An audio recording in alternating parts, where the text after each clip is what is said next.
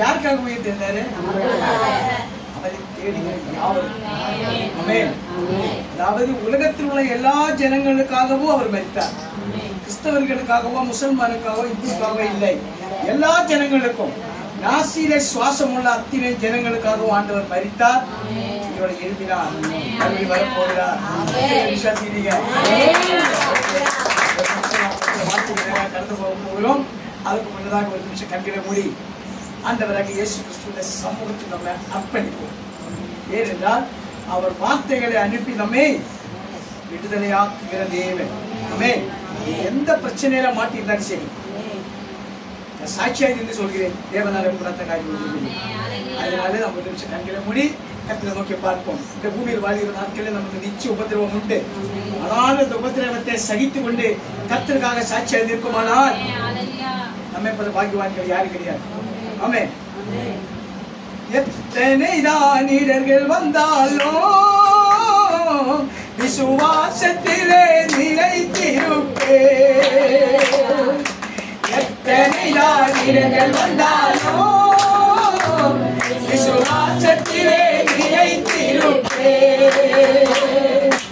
எனக்காக அப்பா நியமித்த இந்த பாதையிலே நான் ஓடுகிறேன்.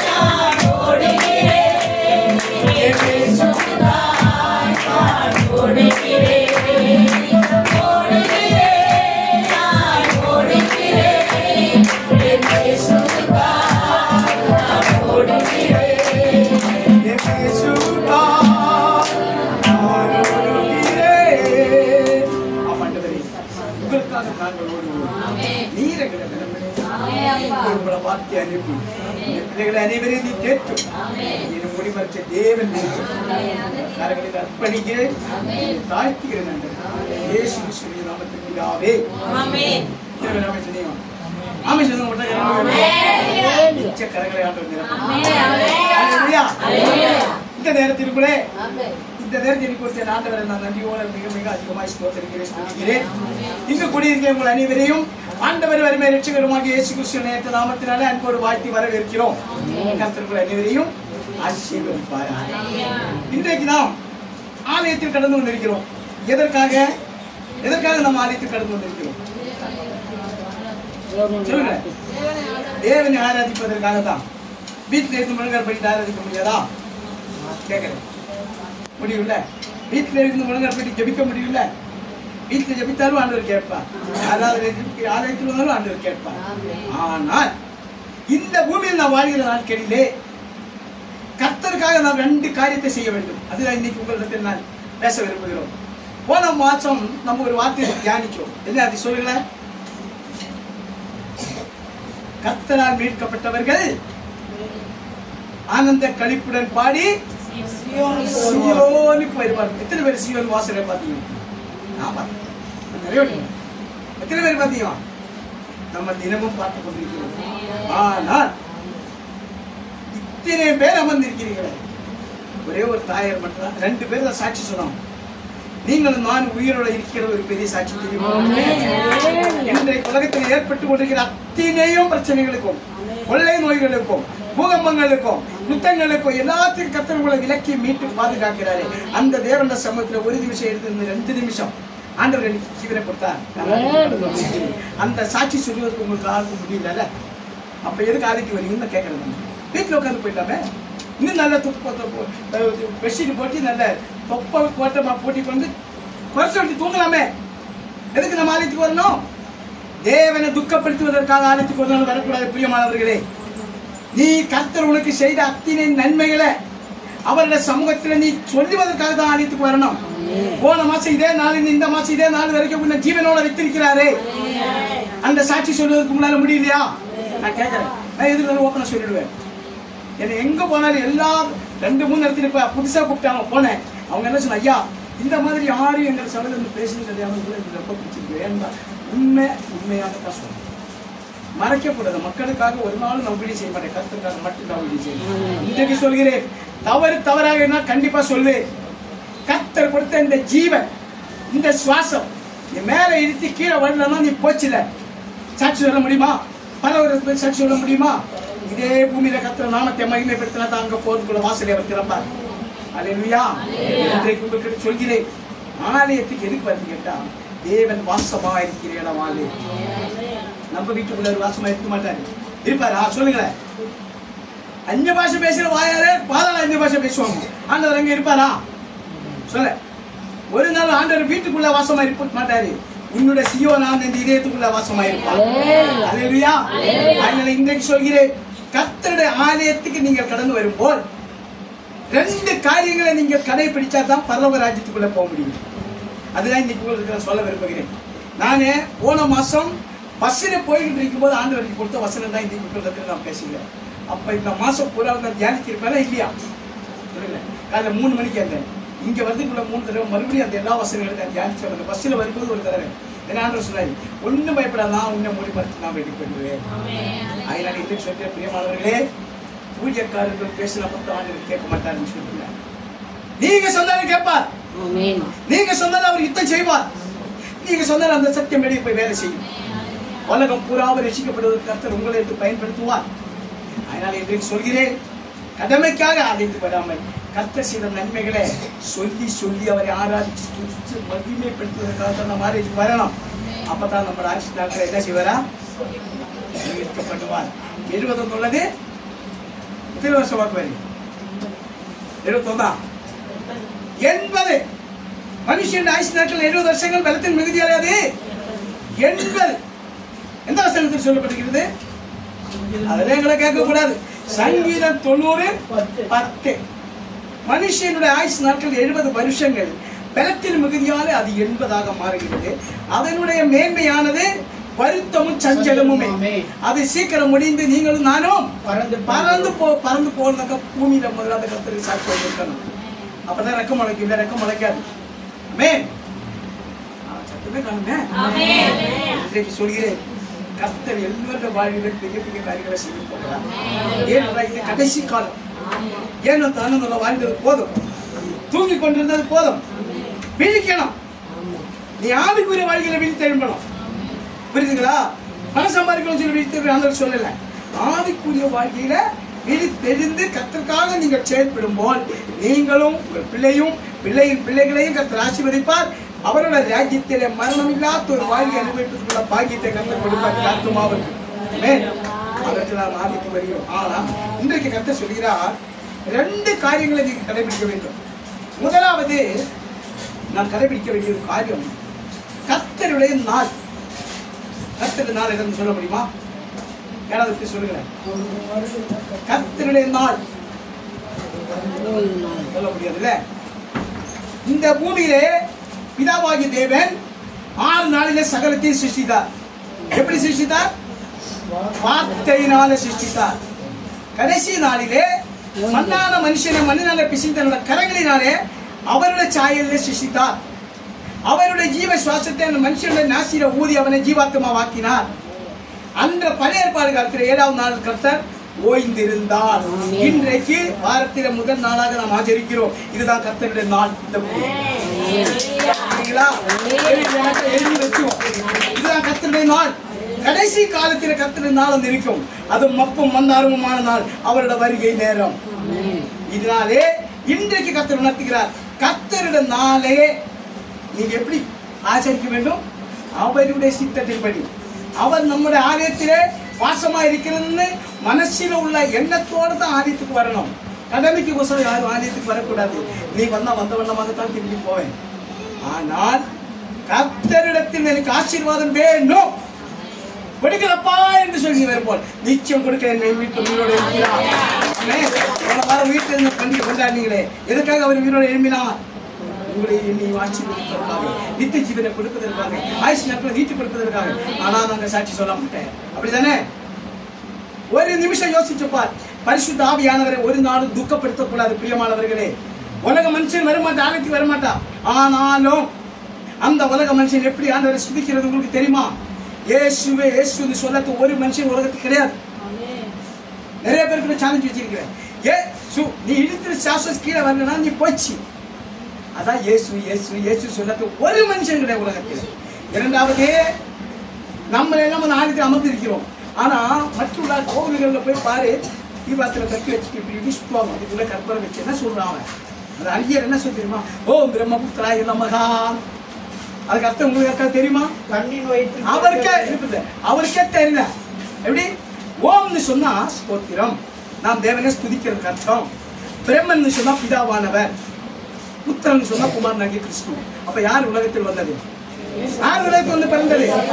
ஓம் பிரம்மபுத்திராய நமகான்னு சொன்னா கன்னிகையோட வயிற்றிலே உலகத்தில் தன்னை பிதாவின் இடத்தில் இருந்து குமாரனாய் உலகத்தில் வந்த தேவனே உண்மை நாங்கள் ஸ்தோத்தரிக்கிறோம் அவங்க சொல்கிறது. அப்ப நீங்க அதிகமா அவரை ஸ்தோத்தரிக்கிறாங்க, நாம அதிகமாக ஸ்தோத்தரிக்கிறோம், அவங்க ஸ்தோத்தரிக்கிறாங்க. அவங்க தான் ஸ்தோத்தரிக்கிறாங்க. நீங்க இன்னைக்கு வார்த்தைக்கு ஒரு நாள் வரும், அவன் டெய்லி காலையில் சாயங்காலம் போறான். அப்ப யார் தேவனை அதிகமாக ஸ்தோத்தரிக்கிறாங்க? அதான் கர்த்தர் சொன்னார், என்னோட வருகை நாளிலே, நியாய தீர்ப்பு நாளிலே என்ன அறிந்தவர்களிலும் அறியாதவர் அதிகமாக என்னோட ஆலயத்துக்குள்ள பிரவேசிப்பார். தேவனுடைய ராஜ்யத்தில். புரியுதுங்களா? இன்றைக்கு சொல்கிறேன், இன்னைக்கு நீங்க வெளியே போகும்போது தேவனிடத்தில் பொறுத்திட போகும். அடுத்த மாசம் இதே நாள், அடுத்த வாரமே நான் சாட்சி ஆயித்தான் வருவேன். அம்மா சாட்சி எனக்கு ரொம்ப சந்தோஷம். உண்மையில அந்த மாதிரி நீங்களும் சொல்லணும்.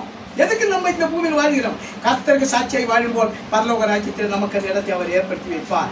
எதற்காக பரலோக ராஜ்யம் நம்ம கொடுத்தீங்க தெரியுமா? இந்த மண்ணான சரித்திர இந்த ஆத்மா அவருடைய ராஜ்யத்தில் போய் சேரணும். அப்போ இந்த ஆத்மாவுக்கு ஒரு நாள் மரணம் இல்லாத ஒரு வாழ்க்கை, மறுரூபமாக்கப்பட்ட சரீரத்தை கொடுத்து ஆண்டவர் வாழ வைப்பார். இந்த பூமியோட எழுத மண்ணான சேர முடிஞ்சு போய்விடும். ஏனென்றால் நீங்கள் நான் சேர்ந்த பாவமாகின்ற இந்த காரியங்களுக்கு இந்த சரீரத்தை நோய் வாய்க்கப்பட்டு, ஒடுக்கப்பட்டு, நொறுக்கப்பட்டு அப்படிதானே? சொல்லுங்களேன். இந்த ஆத்மா இந்த சரீரத்தை இருக்கிற இது சரீரம். இந்த ஆத்மா பெற்றதுக்கு அப்புறம் இதுக்கு பேர் என்ன? பாடி, பிணம். புரியுதுங்களா? இதான் கர்த்தருடைய செயல். அதனால இன்றைக்கு சொல்கிறேன், பிணமாக இந்த பூமியில் நாம் ஒரு நாள் இருக்கக்கூடாது. கர்த்தருடைய ஆவிக்குரிய பிள்ளைகளாக, கர்த்தர்க்கென்று வாழ்கிற பிள்ளைகளாக நீங்க இந்த பூமியில் விளங்கும் போல் கர்த்தர் நீங்க அறியாத காரியங்களை உங்களுக்கு செய்வார். அதுல எரேமியா தீர்க்கதரிசி புத்தகம் 33வது அதிகாரம் 3வது வசனம் என்ன சொல்லப்படுகிறது? நீ என்னை நோக்கி கூப்பிடு, அப்போ நான் உனக்கு மறுத்தர கொடுத்து நீ அறியாதது உனக்கு எட்டாத்துமான பெரிய காரியங்கள் உனக்கு தான் அறிவிப்பேன். அந்த பெரிய காரியம் நீங்க பெற்றுக்கொள்ள வேண்டுமானால் ஆலயத்துக்கு வருகிற நீங்க உண்மையிலே கர்த்தர் மேல் பயபக்தி உள்ளவர்களாக வர. அப்போ இந்த பூமியில் நாம் வாழும்போது முதலாவது ஆலயத்துக்கு கரெக்டா வர வேண்டும். இரண்டாவதாக கர்த்தருக்கு பிரியமான ஒரு காரியத்தை நீங்க செய்யணும். இந்த ரெண்டு காரியத்தை நீங்க கடைபிடிச்சா நிச்சயம் பரலோக ராஜ்யத்துக்குள்ள போக முடியும். அந்த காரியம் தெரியுமா? 20வது சங்கீதம் 6வது வசனம் பார்த்தா தெரியும். கர்த்தர் தாம் அபிஷேகம் பண்ணினவரை ரட்சிக்கிறார் என்பதை இப்பொழுது அறிந்தீர்கள். அப்ப கர்த்தருடைய அபிஷேகத்தை பெற்றுக் கொண்டாதான் ராஜ்யத்துக்குள்ள பிரவேசிக்க முடியும். இதெல்லாம் போக முடியாது. பரிசுத்தனாலே கரெக்டா கடைபிடிச்சதான் தேவனுடைய ராஜ்யத்தில் போய் சேர முடியும். இந்த ரெண்டு காரியத்தை பற்றி உங்களுக்கு இன்னைக்கு பேச இருக்கிறோம். அப்போ இது எப்படி கேட்டா, தேவன் இந்த பூமியை சிருஷ்டிக்கும் போல் சகலத்தையும் உண்டாக்கின பிறகு அவர் ஓய்ந்திருந்தார் ஒரு நாள். எதற்காக ஓய்ந்திருந்தார் அவரு? அந்த ஓய்வு தான்.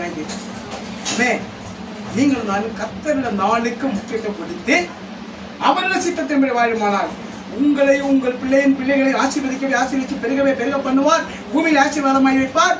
அதுக்கப்புறம் மரணம் இல்லாத ஒரு வாய்ப்பு கொடுப்பார். அதனால இன்றைக்கு கர்த்தர் சொல்கிறார், பரிசுத்தனாலே நீங்க எப்படி இருக்க வேண்டும்?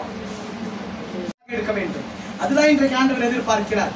அதனால இன்றைக்கு கர்த்தர் என்ன ஒரு வசனத்தை உங்களுக்கு நான் சொல்லி உங்களுக்கு காட்ட விரும்புகிறேன். வாசிப்போம். சங்கீதங்களின் புஸ்தகம் 122வது அதிகாரம் 1வது வசனத்தை வாசிப்போம்.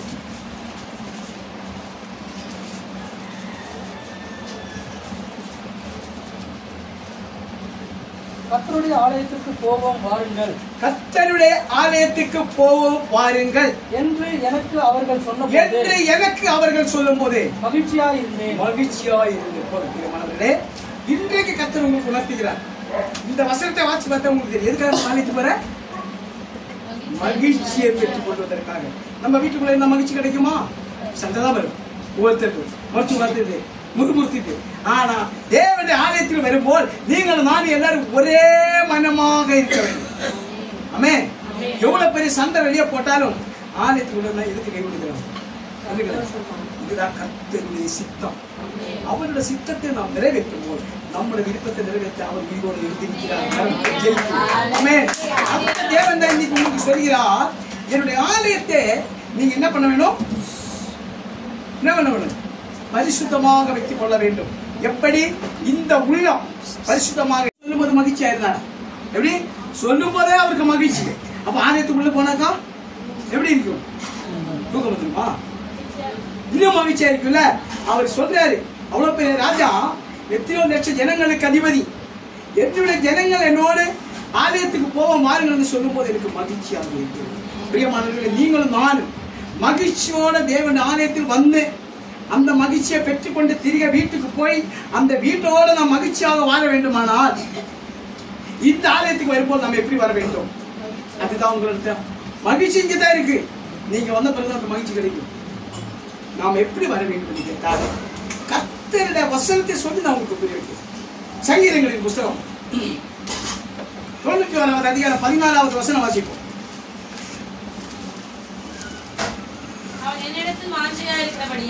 அவன் என்னிடத்தில் வாஞ்சையா இருக்கிறபடியால் அவனை விடுவிப்பேன். என் நாமத்தை அவன் அறிந்திருக்கிறபடியால் அவனை உயர்ந்த அடைக்கலத்தில் வைப்பேன். போதும். பிரியமானவர்களே, நல்லா பாருங்க அந்த வசனத்தை. அவன் என்னிடத்தில் வாஞ்சையா இருக்கிறபடியால் அவனை விடுவிப்பேன்.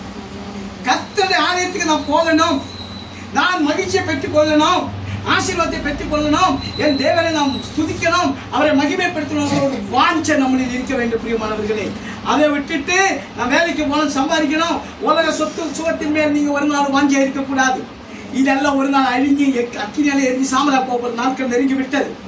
அதனால இன்றைக்கு சொல்கிறேன், அழிந்து போகிற பொருட்கள் மேல் ஆசை வைக்காமல் தேவன் மேல நீங்கள் வாஞ்சியாக இருந்தால் ஒரு நாள் பரிசுத்த நாள குறைச்ச நாளாக எடுக்க முடியாது.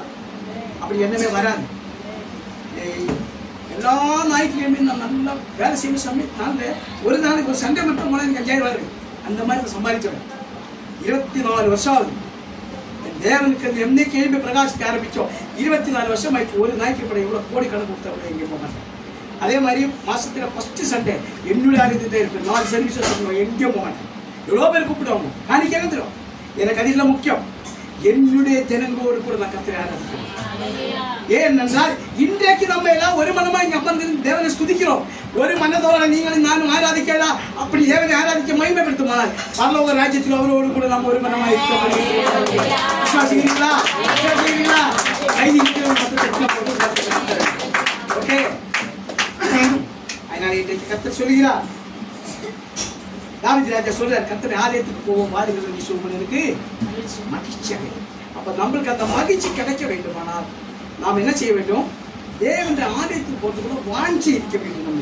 நம்ம வாஞ்சி இல்லாத ஆலயத்துக்கு போனா ஒரு பிரயோஜனம் இல்லை. நீ துக்க முகத்தில் போனா துக்க முகத்தில் தான் திரும்பி போகணும். அந்நாள் துக்க முகத்தில் ஆலயத்துக்கு போனார். ஆனா அந்நாள் எப்படி போனார்? உபவாசத்தோட பொருத்தனையோட ஆலயத்துக்கு போனார். முழங்காற்பட்டு தேவனத்தில் ஜெபித்து தன்னை பொருத்தனை அர்ப்பணிச்சார். அதன் பிறகு ஒரு நாள் அந்நாள் துக்க முகமாக அதே போல நீங்களும் அப்படிப்பட்ட ஒரு ஆசீர்வாதத்தை பெற்றுக் கொள்ள வேண்டுமானால் வாரத்தில் 6 நாள் நமக்காக நம்ம உழைக்கிறத ஒரு நாளைக்கு எவ்வளவு சம்பாதிக்கிறோம்? குறைஞ்ச ஒரு 2000 ரூபாய் வச்சுக்கோ, இன்னொரு 1000 ரூபாய் வச்சு ஒரு நாளைக்கு. இன்னைக்கு ஒரு 10 நாள் வேலைக்கு போன 1000 ரூபாய் 1200 ரூபாய் வாங்குற. சித்தாள் வேலைக்கு போனா 500 ரூபாய் 800 ரூபாய் வாங்குறான். இது நீ 6 நாள் கணக்கப்பட்டு பாரு. இந்த 6 நாள் நீ சம்பாதிக்கிறது ஓதி வச்சுட்டு அது ஒரு நாள் மட்டும் கர்த்தருக்காக நீ உழைக்குமானால் நிச்சயமாக வாழ்நாள் பூரா நீ மகிழ்ச்சியோட வாழ முடியும். கர்த்தருக்காக நீ வாழுமானால் அவர் உங்கள் ஆயுசு நாட்களை நீட்டு தெரிவார். உன் குடும்பத்தில் நடக்காத காரியங்களை அவர் நிச்சயம் நடத்தி தருவார். அதனால் நீங்க செய்ய வேண்டியது அழிந்து போகிற பொருட்கள் மேல் ஆசை வைக்காமல், நம்பிக்கை வைக்காமல், வாஞ்சை வைக்காமல், எனக்கு இது வேணும் அப்படி ஒரு பொருள் மேல நம்ம ஆசையா இருக்கிறேன்ல, வாஞ்சியா இருக்கிறேன்ல, எனக்கு நாடு வேணும் அப்படி சொல்லி ஆடிட்டு போய்ப்பாருங்க. நீ நினைக்கிறதுக்கு அது வீட்டில் நடக்கும். ஒவ்வொரு நாளும் அனுபவிச்சு கொண்டிருக்கிற. அதனால இன்னைக்கு சொல்கிறேன், தேவனாலே கூடாத காரியம். எந்த வசனம்? 1:37. தேவனாலே கூடாத காரியம். இந்த வசனம் நீங்க என்ன செய்யறது கேட்டால், தினமும் ஜெபிக்குவதற்கு முன்னாடி முழங்கால் படிக்குமா முதல்ல அந்த வசனத்தை சொல்லணும். அந்த வசனத்தை சொல்லி சொல்லி சோத்திரம் வெளியிட்டு ஜெபிச்சு ஒரு காரியம் நிச்சயம் நடக்கும். ஏன்னா உங்க ஜெபத்துக்கு விரோதமா நிப்பா ஒருத்தன், நீ தேவனால கூடாத காரியம் ஒன்று சொன்னா ஓடி போயிடுவான். விசுவாசம் உள்ள ஜெபம் பிரியாதிகளை ரட்சிக்கும். எப்படி ரட்சிக்கும் சொல்லுங்களேன்? எப்படி ரட்சிக்கும்? விசுவாசத்தில் வளர்ச்சி செய்யும். விசுவாசம் இல்லத்தான் தேவனுக்கு போக முடியும். ஆமென். இன்றைக்கு கர்த்தர் சொல்லுகிறார், வாரத்தில் 6 நாள் நமக்காக உழைக்கிறோம். பரிசுத்த நாளே, இதுதான் கர்த்தர் நாள். இந்த பூமி இந்த நாளை ஓய்வு நாளாக எடுத்துக்கொண்டு காலையில ஆலயத்துக்கு வந்து எல்லோரும் ஒருமனமாய் தேவனை ஸ்துதித்து ஆராதித்து அவர் கண்டில் அளவுக்கு உனக்கு அற்புதம் செய்தாரு இல்லைன்னாலும் நீ சாட்சி சொல்லணும். அதுதான் அதான் கர்த்தருக்கு பிரியம். அதான் கர்த்தருக்கு பிரியம். அந்த சாட்சியை நின்று கொண்டு அன்று நாள் புறாவும் உன்னுடைய எல்லா வேலைகளையும் முடிச்சுட்டு சாயங்கால டைமில் கர்த்தருக்காக ஒரு மணி நேரம் உழைச்சுப்பாரு. ஆளுக்கு 10 டாக்ஸி கையில் எடுத்துட்டு போய் என்ன நடக்கும்? என்ன நடக்கும் சொல்லு? ஒண்ணு நடக்காதா? ஆத்துமாதாயம் உண்டாகும் இல்ல? ஆத்துமாதாயம் உண்டாகும் இல்ல? பரலோக ராஜ்யத்திலே சிங்காசனத்தில் வீட்டுகிற தேவன் நித்திய ஜீவ கிரீடத்தை நம்ம தலைமையை வைக்கும் போல் அதற்குள்ள நீ எத்தனை ஆத்மாவாதாயப்படுத்தின அத்தனை முத்திகளை பற்றி. ஆமே. அதனால ஏனோ தன்னோட வாழ்க்கை வேண்டாம். பிரியமானவர்களே, கடமைக்கான ஆலயத்துக்கு வந்து விட்டுட்டு கர்த்தர் மேல் நம்பிக்கையோட மகிழ்ச்சியை பெற்றுக் கொள்ளணும்னு வாஞ்சையோட தேவனுடைய ஆலயத்துக்கு நீங்க வருமானால் முதலாவது கர்த்தர் உங்களோட தாரித்திரத்தை நீக்கி போடுவார். உங்களோட தடைகளை உடைப்பார். என்ன சொல்கிறாரு? 97 சங்கீதம் 14 வசனம், என்னிடத்தில் வாஞ்சியா இருக்கிறவனை. அதாவது இந்த ஆலயத்துக்கு நீங்க வருவதற்கு ஒரு தடை இருக்கும். யார் அந்த தடை கொடுக்கிறவன்? சத்துரு. அந்த தடைகளை அவர் உங்களை விடுதலையாக்குவார். அதன் பிறகு ஆலயத்துக்கு வந்து தேவனை நீங்க ஸ்துதித்து ஆராதிக்கும் போல் அவர் உங்களை என்ன செய்வாரா? கருத்தில் வைப்பாரா? எங்க எங்க இது மேலே ஏற்றி உட்கார்ப்பாரா? உயர்ந்த இடக்கருத்துக்கு சொன்னால் பரலோக ராஜ்யத்துக்குள்ள நீ பிரவேசிக்க வேண்டிய வாசலை உனக்கு திறப்பார். இரண்டாவது, பூமி நீ வருகிறாலே ஆசீர்வாதத்தின் வாசலை திறப்பார். பூமியை உயர்த்தி வைப்பார். பரலோக ராஜ்யத்தில் அவரோடு செய்வார்.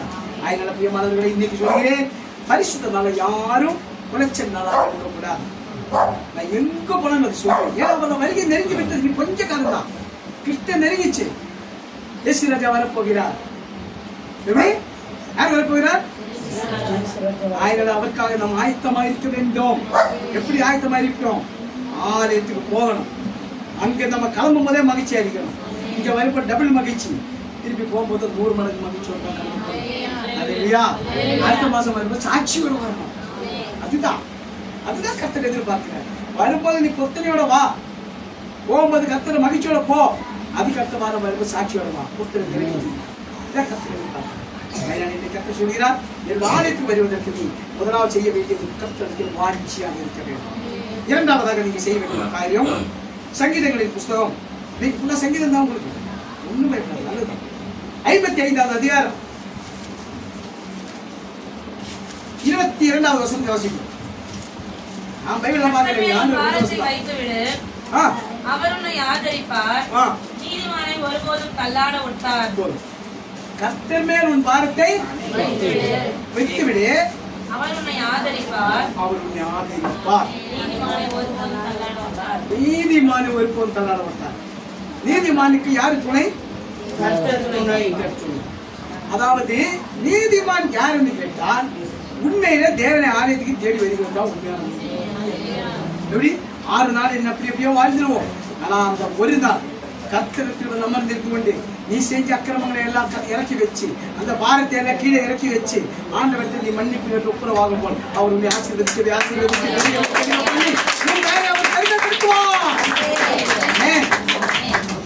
ஆலயத்துக்கு வருகிறதுக்கு நாம் யோசிக்க கூடாது, வாஞ்சி இருக்கணும். இரண்டாவது, மனசுக்குள்ள பாரத்தை வச்சுக்கிட்டு மறுபடியும் முடங்கி படுத்து தூங்கக்கூடாது. பாரத்தை கொண்டு இறக்கி வை. எங்க எங்க இறக்கி வைக்கணுமா? ஆலயத்தில் விட்டு இறக்கி வை. அவரை பாதபடியில வை. அவர் நிச்சயம் ஆதரிப்பார். அவர் உங்களால் கைவிடுகிற தேவன் அல்ல, ஆதரிக்கிற தேவன். ஏன்னா நம்முடைய சூழ்நிலைகளை எல்லாம் அறிஞ்ச ஒரே ஒரு ஆள் அவரை மட்டும்தான். எத்தனை தாய் தகப்பன் கூட தெரியாது நம்மளோட உள்ளங்களை. நான் அவர் ஆராய்ந்து பார்த்து விட்டு அதிகமாகவில்லை. நீங்க பெருகிறீங்க. உங்களோட உள்ளங்களில் என்னென்ன இருக்கிறதோ அவருக்கு தான் தெரியும். என்னுடைய உள்ளத்தில் என்ன இருக்கிறதோ அவருக்கு தான் தெரியும்.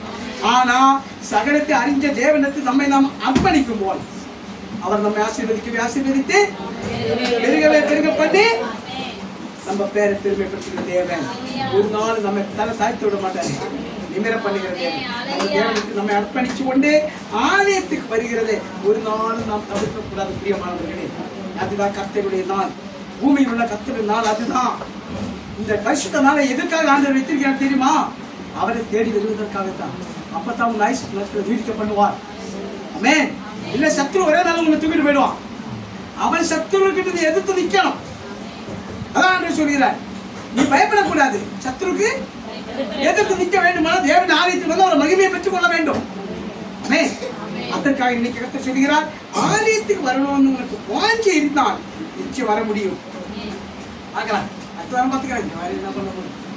அப்படி இல்ல, வாரத்தில் 6 நாள் உனக்காக உழைக்கிறேன், வாரத்தில் முதல் நாள் அவருக்காக. அப்போ அந்த 6 நாளில உனக்கு வர வேண்டிய ஆசீர்வாதத்தை டபுள் அல்ல, இரட்டிப்பான நன்மையில யோபேல் நிரப்பின கர்த்தர் உங்களுக்கு 10 மடங்காக கொடுக்க வல்லவராக. ஆமென். அப்படி ஒரு நம்பிக்கையோடு நாம் கடந்து வர வேண்டிய. மூன்றாவதாக நாம் செய்ய வேண்டிய ஒரு காரியம் என்ன கேட்டா, சொல்லட்டுமா? சங்கீதங்களின் புஸ்தகம் 119வது அதிகாரம் 1வது வசனம். கர்த்தருடைய வேதத்தின்படி நடக்கிற உத்தம மார்க்கத்தார் பாக்கியவான்கள். கர்த்தருடைய வேதத்தின்படி நடக்கிற உத்தம மார்க்கத்தார்கள் பாக்கியவான்கள். யார்? எப்படி இந்த உத்தம மார்க்கத்தான் சொன்னா என்ன அர்த்தம்? கர்த்தருடைய வேதத்தின்படி நடக்கிற உத்தம மார்க்கத்தார். வேதத்தை வாசிக்கிறோம், கையில் எடுத்து வாசிச்சுட்டு தியானிக்கணும். தியானிச்ச பிறகு அந்த வார்த்தையை கர்த்தர் உணர்த்துகிற வார்த்தையை சொல்லி சொல்லி ஜெபிக்கணும். அப்படி நீங்க சொல்லி சொல்லி ஜெபிக்கும் போது உங்களுக்கு வாசப்படி இருக்கிற ஆசீர்வாதம் வீட்டுக்குள்ளே வரும். நீ வார்த்தை சொல்லி சொல்லி ஜெபிக்காம ஆண்டவரே கொடுக்கலப்பா கொடுக்கலப்பா ஒரு தான் கொடுக்கணும்.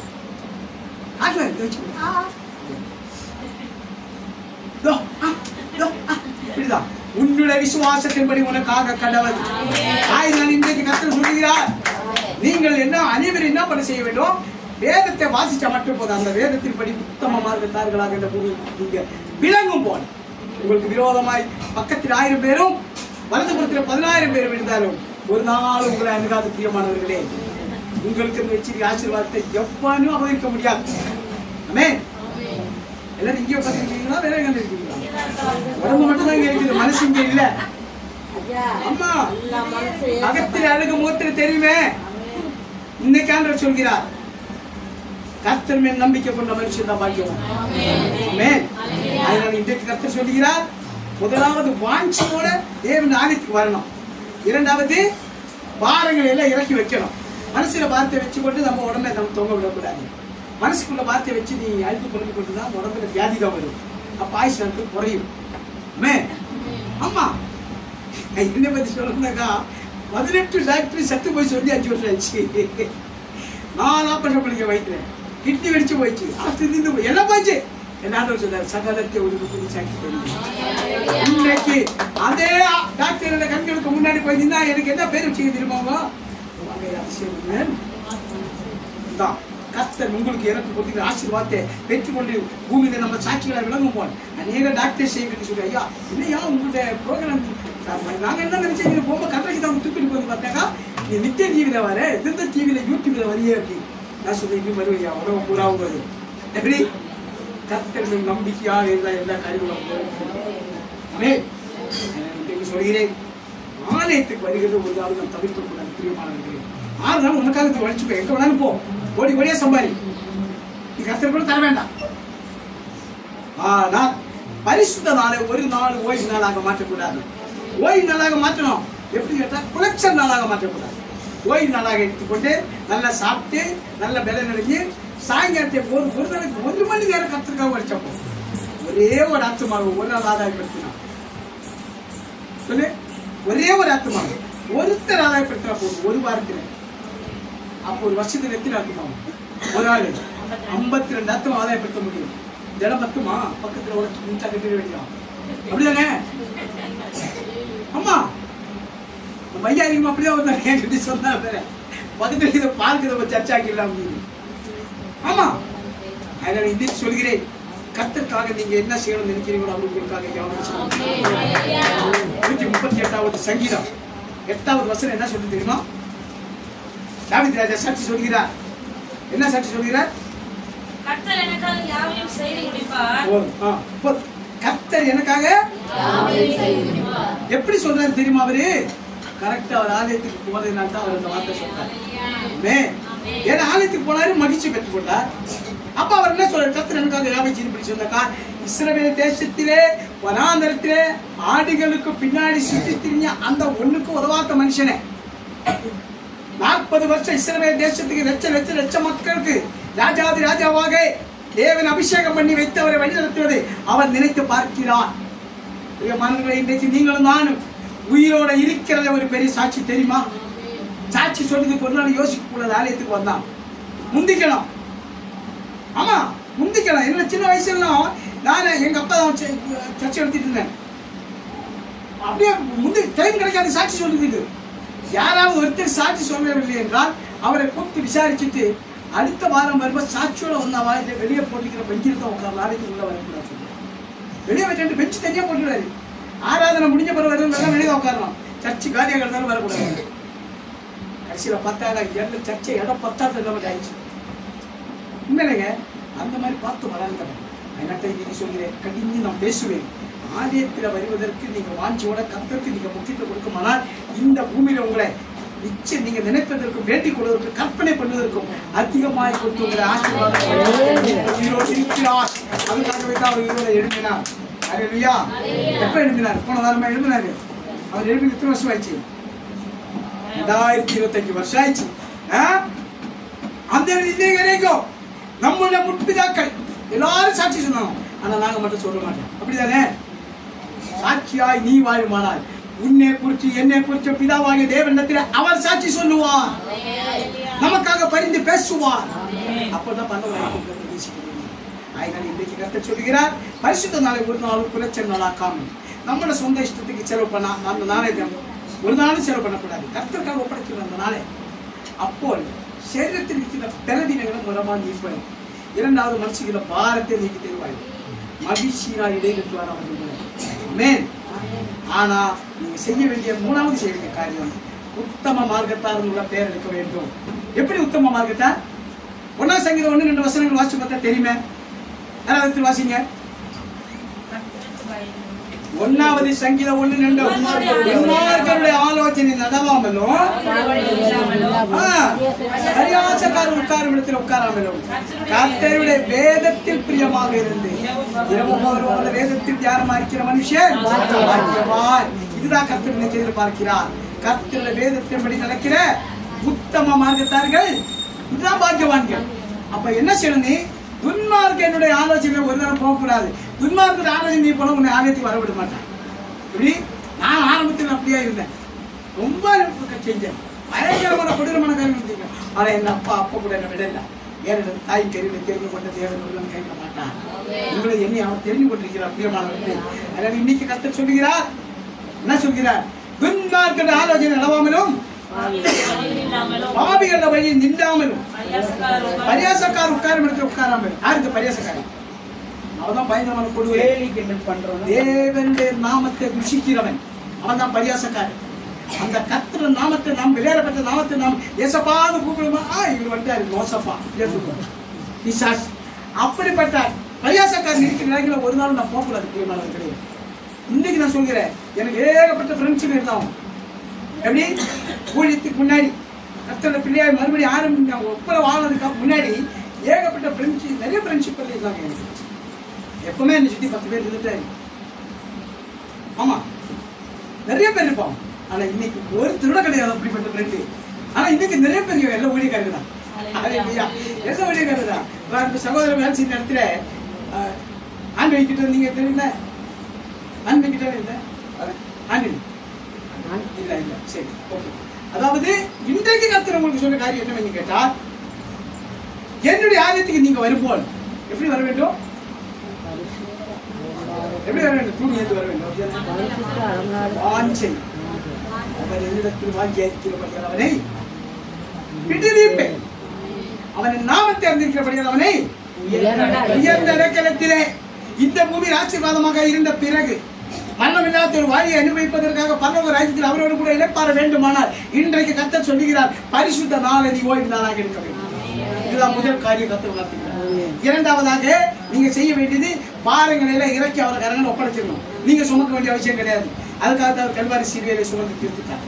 ஆமென். மூன்றாவதாக உத்தம மார்க்கத்தால் பேர் புகழ்ச்சி நாம் எடுக்க வேண்டும்.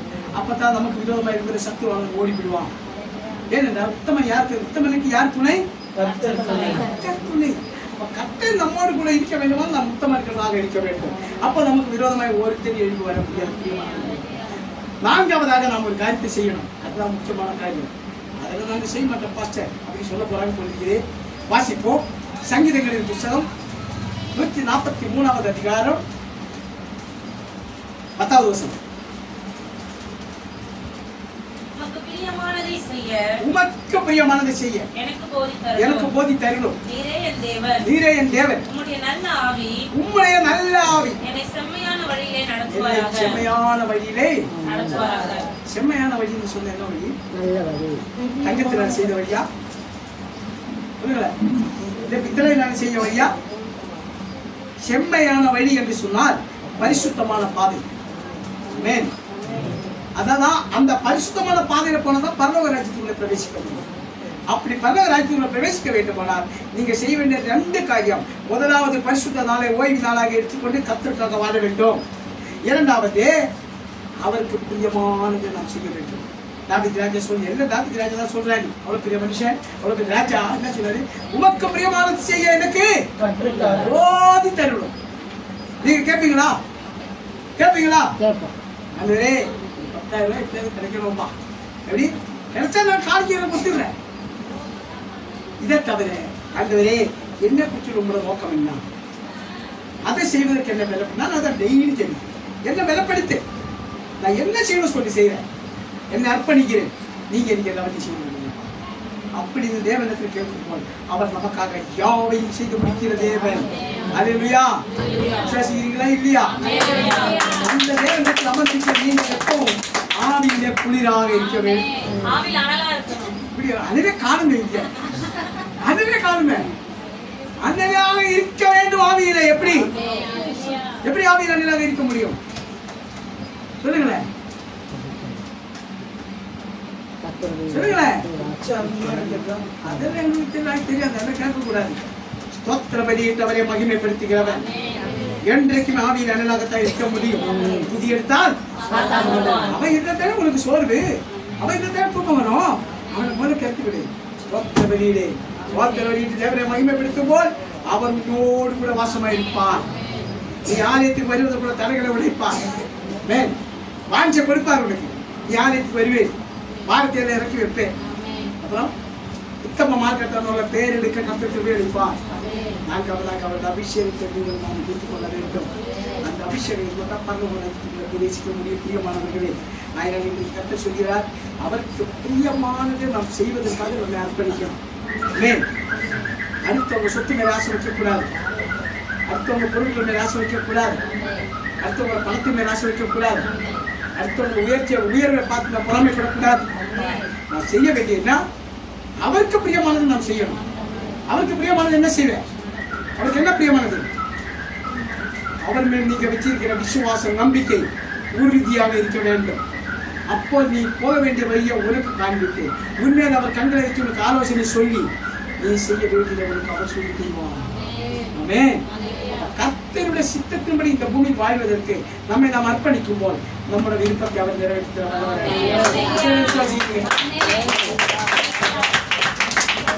உண்மையில கை தட்டுது விசுவாசத்தோட. விசுவாசியே நீ பதறாதே, விசுவாசியே நீ கலங்காதே, விசுவாசியே நீ பதறாதே, விசுவாசியே நீ கலங்காதே, விசுவாசத்தால் நீதிமான் என்று பிழைப்பான். விசுவாசத்தால் நீதிமான் என்று பிழைப்பான். விசுவாசியே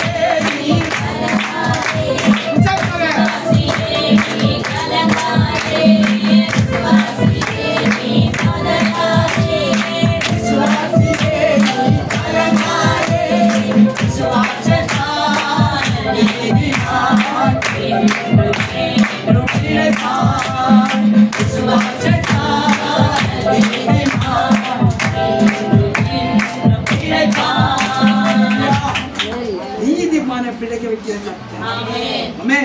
ஆனா உங்களுக்கு இருக்கிற விசுவாசம் எப்படிப்பட்ட விசுவாசம் இருக்கிறது தெரியுமா? சங்கீதங்கள் புத்தகம் 125 அதிகாரம் 1வது வசனம் வாசிச்சு பார்த்தா தெரியும். கர்த்தர் மேல் நம்பிக்கை கொண்ட மனுஷன் எப்படி இருக்கணுமா? அசையாத சியோன் பர்வதத்தை போல இருக்கணுமா? அப்போ அசையாத சியோன் பர்வதம் எதற்காக அந்த சியோன் பர்வத்தை குறித்து சொல்லி கேட்டால், எருசலேம் நகரத்தோட தலைநகரம் சியோன். அந்த சியோன் பர்வத்தை உச்சரித்த ஆண்டவராகிய இயேசு கிறிஸ்து வாசமாயிருந்தார். அவர் நம்ம உள்ளத்தில் இந்த சியோனுக்குள்ளே அவர் வாசமாக இருந்தார். ஒரு நாள் இந்த சியோன் அசைச்சு போக விட மாட்டார். கர்த்தர் சியோன் என்று உன்னை ஆசீர்வதிப்பார். நீ ஜீவன நாளெல்லாம் எருசலேமின் வாழ்க்கை காண. எருசலேமின் வாழ்க்கை சொன்னா சமாதானத்துக்கான. அப்படிப்பட்ட வாழ்க்கை இந்த பூமியில நாம் வாழ்க்கை நாட்கள் அனுபவிக்க வேண்டுமானால் பிரியமானவர்களே, 6 நாள் நீங்க உழைச்சி ஒரு நாள் சம்பாதிச்சுப்போம். முதல் நாள் கர்த்தர் ஆலயத்தை தேடி வாங்குறேன். கர்த்தருக்காக பொருத்தனை பண்ணி வாங்குறேன். உங்களுடைய எல்லா தேவையும் அவர் சந்திப்பார். மனுஷனால கூடாது, தேவனால நிச்சயம் கூடும். ஆனா நீ அவனிடத்தில் வாஞ்சியா இருக்க வேண்டும். பொருட்கள் மேல் வாஞ்சியா இருந்தாக்கா அந்த பொருளை உங்க அழிச்சிடும். போன மாசம் நாம் தியானிக்கும் போது எபிரேயர் 13:5 என்ன சொன்னேன்? நீங்க பணத்தின் மேல் பண ஆசை இல்லாதவர்களாக, அப்புறம் இருக்கிறத போதும் என்கிற மனத்தாழ்மையோட அவரை நோக்கி கூப்பிடுமானால், நான் உங்களை விட்டு விலகுவது வெளியே உங்களே சொன்னது. போன மாசம் கொடுத்த வசனமே மறந்து போயிட்டீங்க. அப்ப மறக்கும்போது நாங்கள் செய்த எல்லாம் மறந்துட்டீங்க சுத்தமா. நான் உயிரோட இருக்கிறதாங்க பெரிய சாட்சி. அது ஒரு நாள் எப்பனாலும் நம்ம ஆலயத்துக்கு வந்தாலும் சாட்சி நேரத்தை புதுப்பிக்கணும். புதுப்பிக்கும் போது நம்மளோட ஆயுசு நாட்களை அவர் புதுப்பிப்பாங்க. நீ எந்தெந்த காரியத்துக்காக ஜெபித்துக் கொண்டு இருக்கிறீர்களோ, எந்தெந்த காரியம் தடையா இருக்கிறதோ, அந்த தடைகளை அவர் உடைக்க வேண்டுமானால் நீ முதலாவது மன மகிழ்ச்சியாக தேவனுக்கு இருக்க வேண்டும். மகிழ்ச்சி எங்க கிடைக்கும்? தேவன் ஆலயத்தில். தாவீது ராஜா தான் சொல்றாரு, கர்த்தர் ஆலயத்துக்கு போவோம் வாருங்கள் சொல்லும் போது எனக்கு நம்ம வேதனையா இருந்தது. அப்படியே சொல்றாரு, மகிழ்ச்சியாக இருந்து.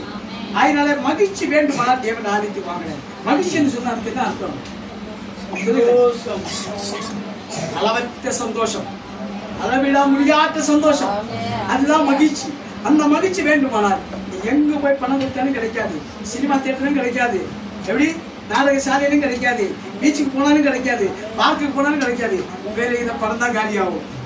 ஆனா கர்த்தர் சமூகத்தில் வந்தால் உனக்கு மகிழ்ச்சி நித்திய காலம் மகிழ்ச்சியோட நீ வாழ முடியும் இந்த பூமியில. அதனால இன்றைக்கு கர்த்தர் சொல்கிறார், பரிசுத்த நாளை ஒரு நாள் நீங்க குலைச்ச நாளாக்காமல் ஓய்வு நாளாக எடுத்துக்கொண்டு கர்த்தருக்காக உழைக்கணும். ஆமென். அப்படி நீங்க செய்யும் போல் கர்த்தர் உங்களுக்கு 2 விதமான ஆசீர்வாதத்தை வச்சிருக்கீங்க. ஆனா முதலாவது தேவனுடைய ராஜ்யத்தில் பிரவேசிக்க வேண்டுமானால் பரிசுத்த நாளை ஓய்வு நாளாக இருக்க வேண்டும். இரண்டாவது தேவனுடைய அபிஷேகத்தை பெற்றுக் கொள்ள வேண்டும்.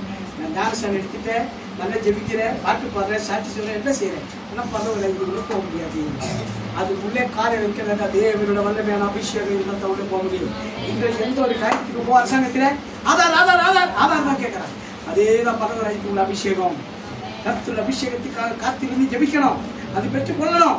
அப்ப கர்த்தர் கூட அந்த ஆலயத்துக்குள்ள பிரவேசிப்பது கூட பாக்கியத்தை கொடுப்பார். பிரியமானவர்களே, ஆனால் இன்றைக்கு கர்த்தர் சொல்லுகிறார், முதலாவது என்னுடைய ஆலயத்தை பற்றி நீங்கள் வாங்கி உள்ளவர்களாக இருக்க வேண்டும்.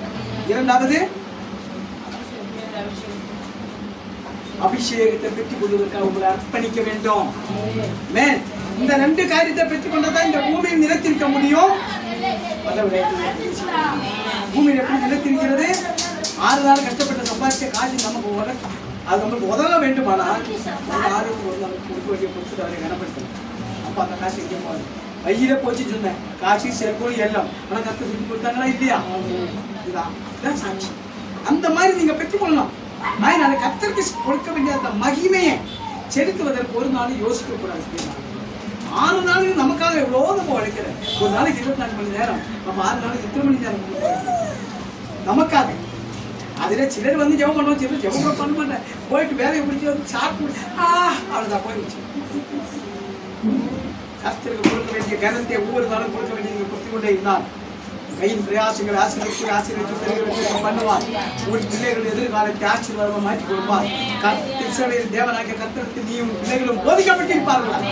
அதனால் இன்றைக்கு சொல்கிறேன், கர்த்தரிடத்தில் உங்களை அர்ப்பணித்துக் கொண்டு தேவன் ஆலயத்தில் வந்தவரை மகிமைப்படுத்துவதற்கும் மகிழ்ச்சியை பெற்றுக் கொள்வதற்கும் நீங்கள் முந்திக் கொள்ள வேண்டும். பிரியமானவர்களே, இரண்டாவதாக அவர் அபிஷேகத்தை பெற்றுக் கொள்வதற்கு முந்திக் கொள்ள வேண்டும். இந்த 2 காரியத்தை, இந்த 4 காரியத்தை நீங்க செய்யும்போது அவர் உங்களுக்கு ஒரு 2 ஆசீர்வாதத்தை வைத்திருக்கிறார்.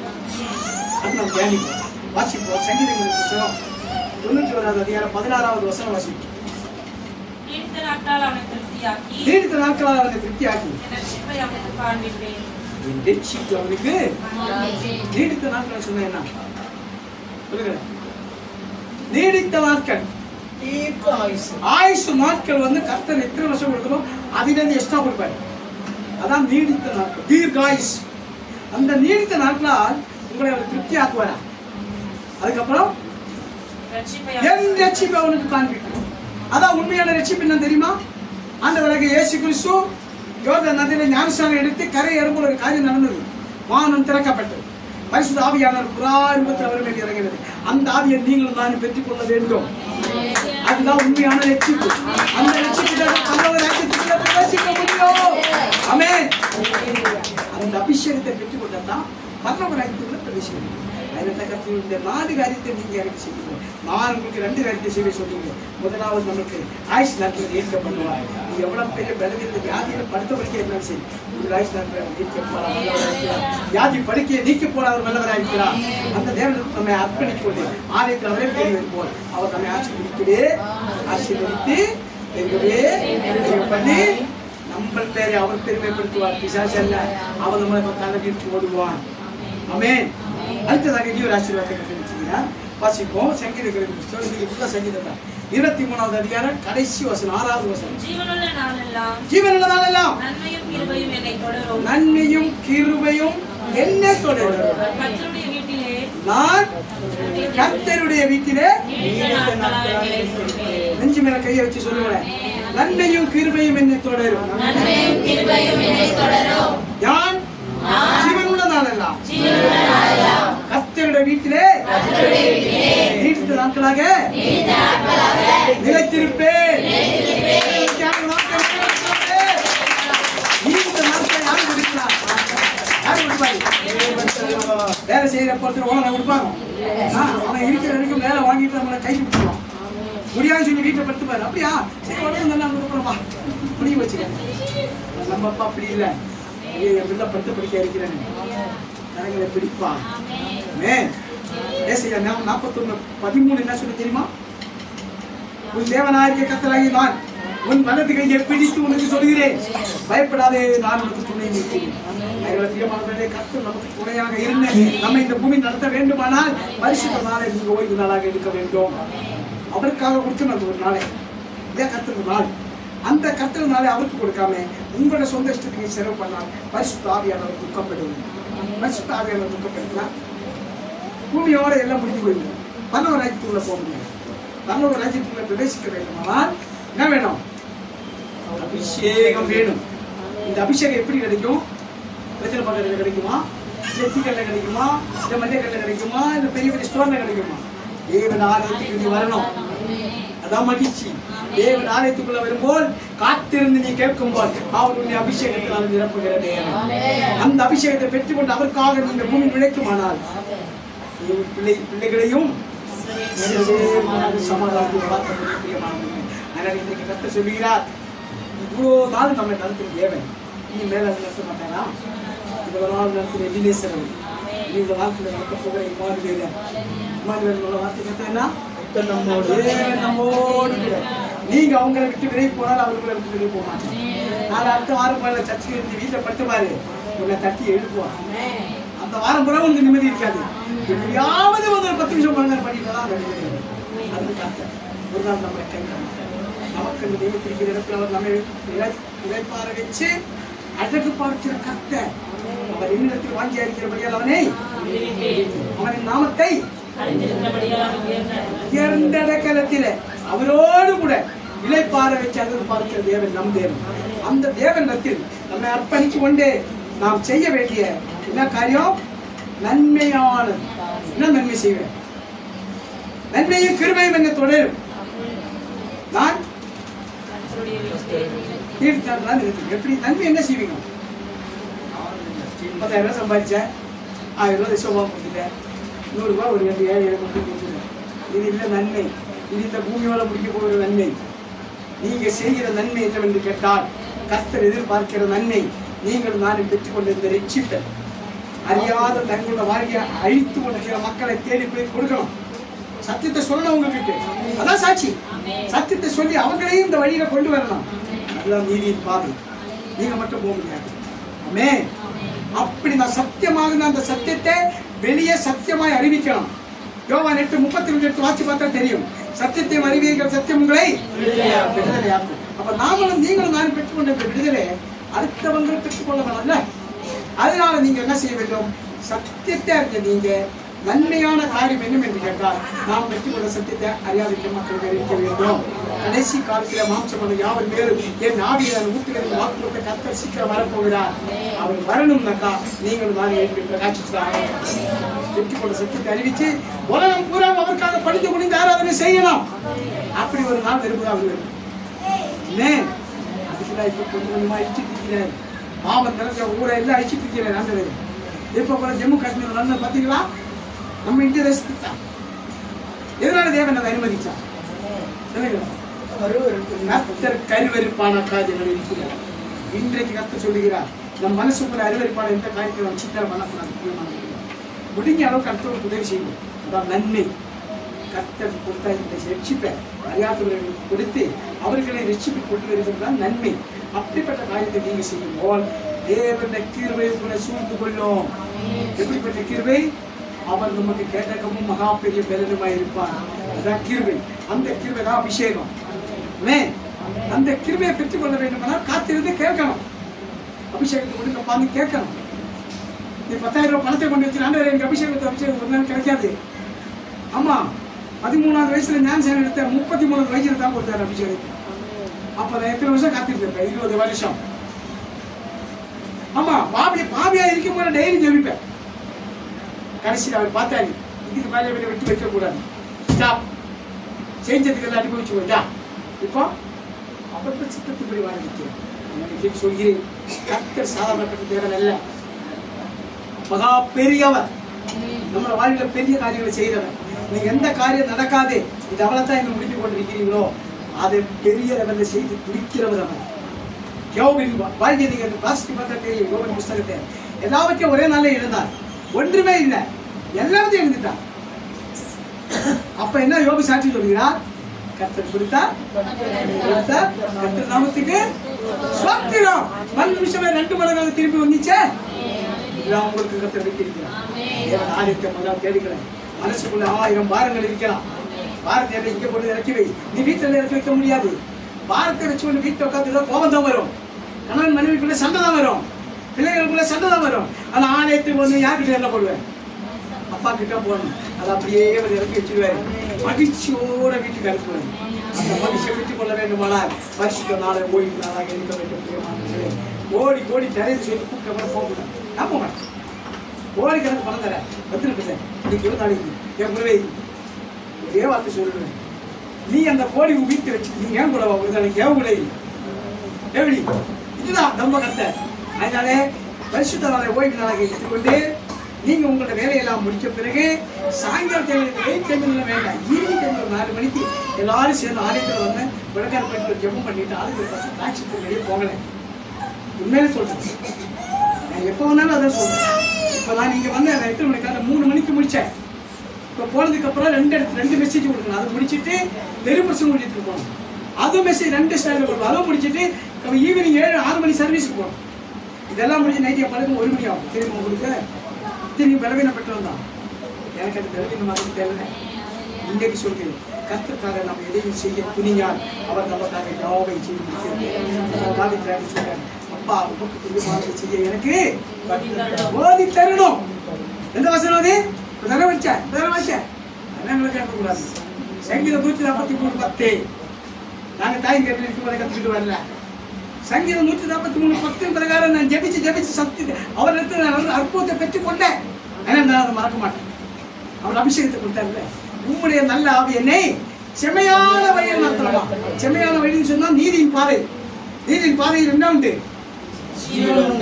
அந்த பாதையில் ஆத்மாவுக்கு கொடுத்தாலும் மரணம் கிடையாது. இது அவருக்கு கொடுத்துருக்கோம். அவருடைய சுவாசம் இது நம்மளுடைய சரீரத்தில் நிற்க வரைக்கும் இந்த சரீரத்துக்கு மரணம் இருக்காது. இந்த ஆத்மா பிரியும் போல் இந்த மண்ணால சரீரம் மறித்து போகும். ஆமே.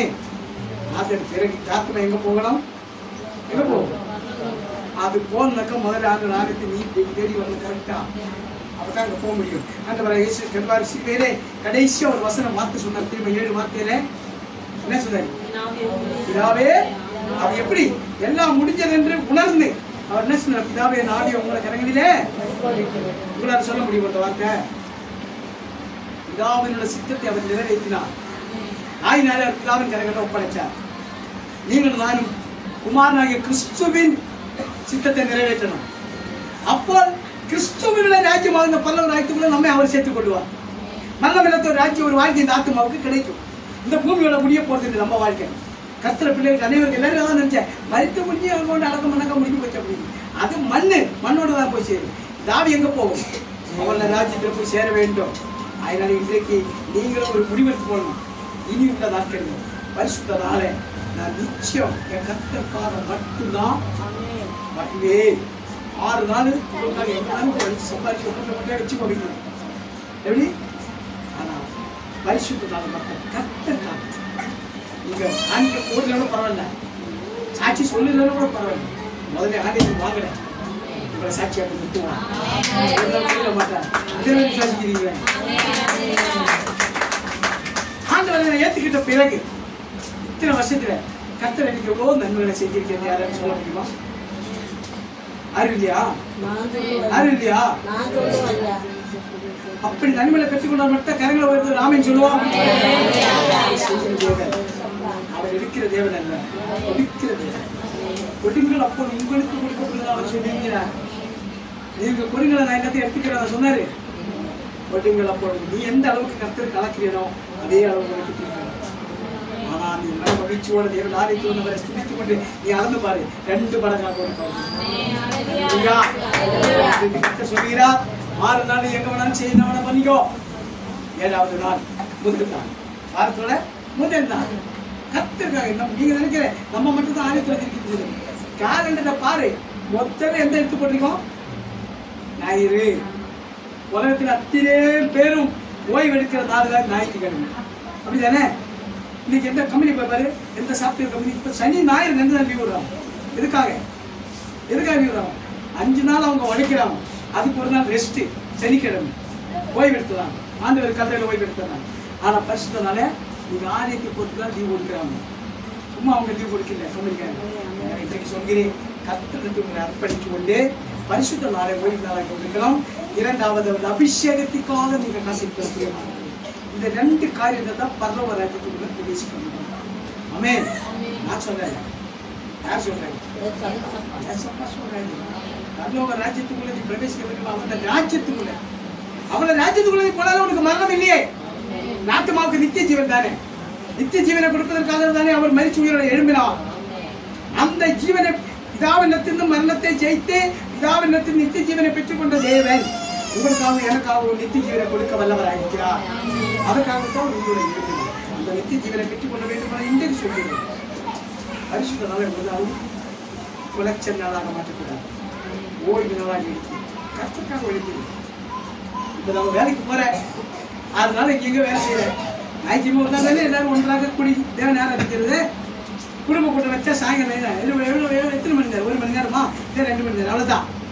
ஆனா இந்த ஒரு ஆலயத்துல 2 மணி நேரம் 3 மணி நேரம் இந்த தேவனை ஆராதிக்கிறதுக்கும் பரலோக ராஜ்ய வாழ்க்கைக்கும் ஒன்றான அர்த்தம். புரியுதுங்களா? இது புத்தி பரலோகம், அது பெரிய பரலோகம். ஆமென். இன்றைக்கு கர்த்தர் சொல்லுகிறார், இனிமேல் நீங்க ஆலயத்துக்கு வரும்போது சாட்சியோட வாங்க, சாட்சியோட வாங்க. ஆண்டவர் எனக்கு ஒண்ணு செய்யலன்னு சொல்லி சாட்சி சொல்லுது ஏன் இல்லை. கர்த்தருக்கு ஜீவனை கொடுத்தார், ஆயுஷ் நாட்களை நீட்டி கொடுத்தார். இதுதான் சாட்சி. அப்படிப்பட்ட சாட்சியோட தேவனை நோக்கி கூப்பிடுமானால் அவர் உங்களை ஆசீர்வதித்து பெருகவே பெருக பண்ணுவான். உங்கள் பேரை அவர் பெருமைப்படுத்துவான். அவர் நம்ம பேரை பெருமைப்படுத்துவது பூமியில யார் எந்த சக்தியும் நம்ம ஒன்றும் அசைக்க முடியாது. ஆமென்னு சொன்னதான் எல்லாம் அவருக்கு ஆமென் சொல்லணும். அதான் கர்த்தர் செய்வார்.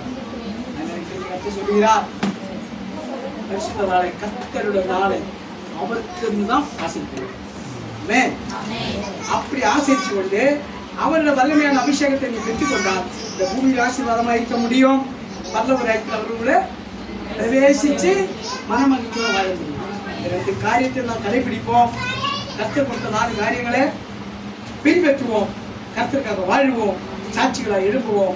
எல்லாரும் முழங்கால் படியிடுவோம். கர்த்தர் எல்லாம் சொல்லி எல்லாரும் முழங்கால் படிடுவோம். முழங்கால் படியிட முடியாதவங்க உட்காருவோம். பரவாயில்ல, சம்பளம் போட்டு உட்காரு. ஒண்ணுமே தெரியும். கண்களை மூடி உள்ளத்தில் ஆழ்ந்து கர்த்தருக்கு ஸ்தோத்திரம் பண்ணிடுவோம். கர்த்தருக்கு ஸ்தோத்திரம் பண்ணிடுவோம். கர்த்தருக்கு ஸ்தோத்திரம் பண்ணிடுவோம். கர்த்தருக்கு ஸ்தோத்திரம். எல்லாரும் உள்ளத்தில் ஆழ்ந்து கர்த்தருக்கு ஸ்தோத்திரம் பண்ணிடுவோம். கேட்ட வார்த்தையின்படி கர்த்தர் உங்களை ஆசீர்வதிக்க போகிறார்.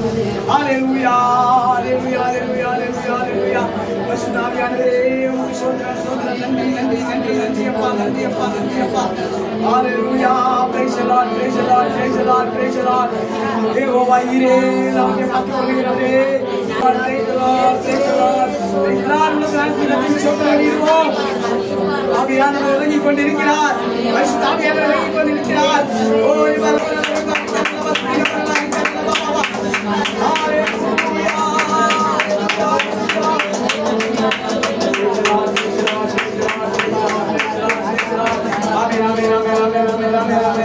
மந்திர சூன்யம் செய்வினை கட்டுகள் என்று ரட்சியுடை தெரிவார்.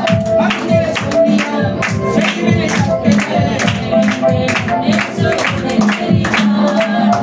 ஆவியானவர் தமக்குள் இருப்பதால்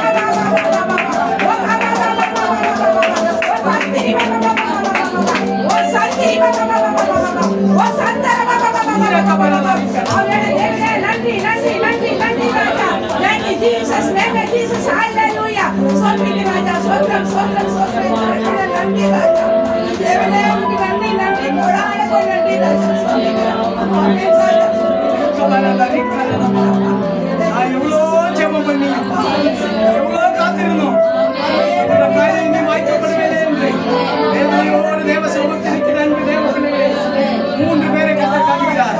இந்த 3 பேர் பாவியாளர் வாக்குப்படுகிறார். விசுவாசித்தாலே என்னோட மகிமை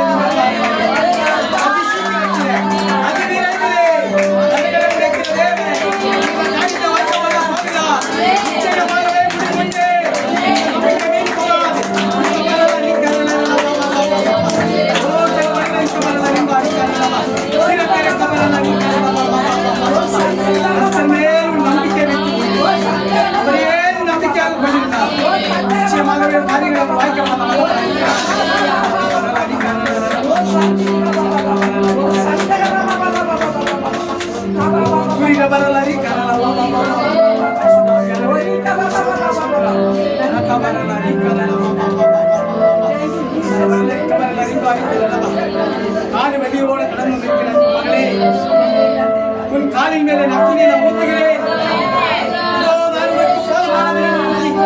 சாட்சி சொன்னபடியாக இந்த வேளையிலே உன்னுடைய காலின் மேல் வலி இருக்கிறே பட்சிக்கிற அக்கினை நான் ஊத்துகிறேன்.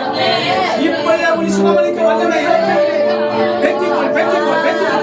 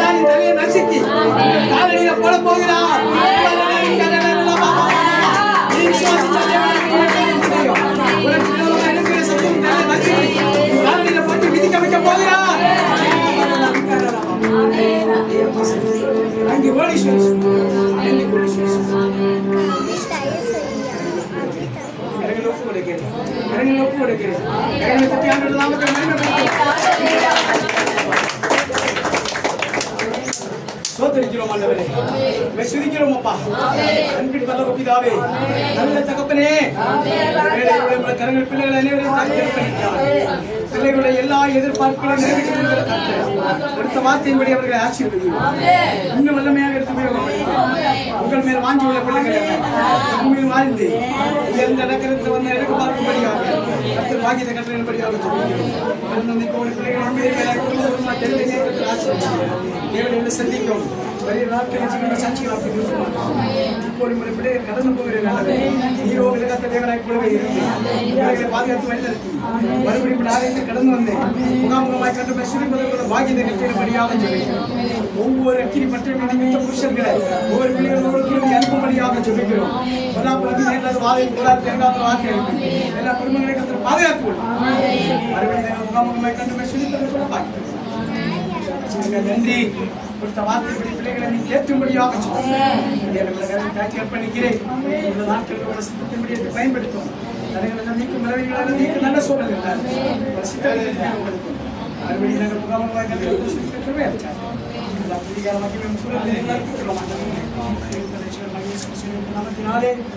முக்கியமாக பிதாவே ஆமென். நாமத்தில் மகிமை